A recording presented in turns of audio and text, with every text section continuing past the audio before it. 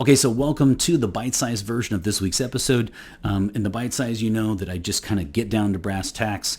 I do everything in 4 minutes or fewer, only one take, always done in one take, and no editing, so no clapping or booing and things like that I love to put in the full review. Make sure in the card in your upper right that you check out the full review if you'd like to know more. But again, the bite size is just for people who are busy. A lot of people like it started off where people would be like at a department store and they were thinking about buying one, and they would click on the bite size just to get a quick review before they bought it. But hardly anybody buys anything in a store anymore. Everything is online.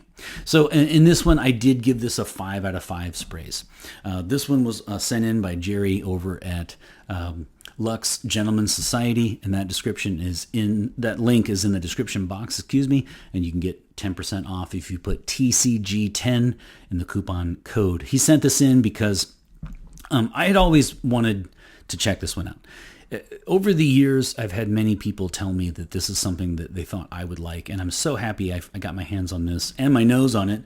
So happy, in fact, that after the initial impression, I immediately bought the gift set for myself. So in the full review, I do talk about the presentation of the bottle, and I did give this a 5 out of 5 sprays. Now, in my system of rating, I do give the elusive, highly coveted 6 bonus spray. So you can get a 6 out of 5 from me. I absolutely love this fragrance, but I cannot give it a 6 out of 5.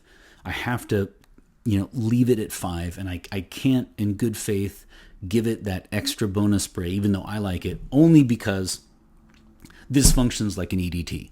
So everything is great, but it really, I'm genuinely surprised that it's an EDP because it functions like an EDT.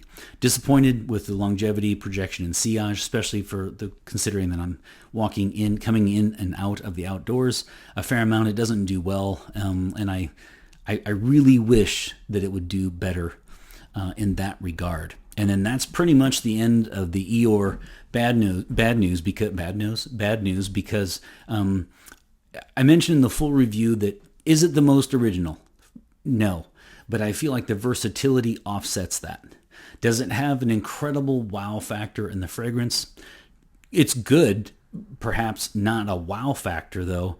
It's just smells really nice, but I feel like that's offset also by the just beautiful bottle that you would love to have any company over at your house to see, because it's really a beautiful bottle. So I didn't dock any sprays there. It really comes down to making sure that I didn't give it that elusive 6, because there's no way I can justify that if you're going to give me an EDP that functions like an EDT. So as far as the notes, you've got the classic Narciso Rodriguez musk powderiness that I love. And then you have, I forgot to mention in the full review, it does have vetiver. I should have mentioned that. And then it has the juxtaposition, the clash of the cedar blue and then the noir ebony for the woods with some amber in it. The house themselves said that this fragrance is chic, uncomplicated, fascinating, and sexy at the same time. And I would concur. You guys have a great week, and I look forward to seeing you next Friday. Take care.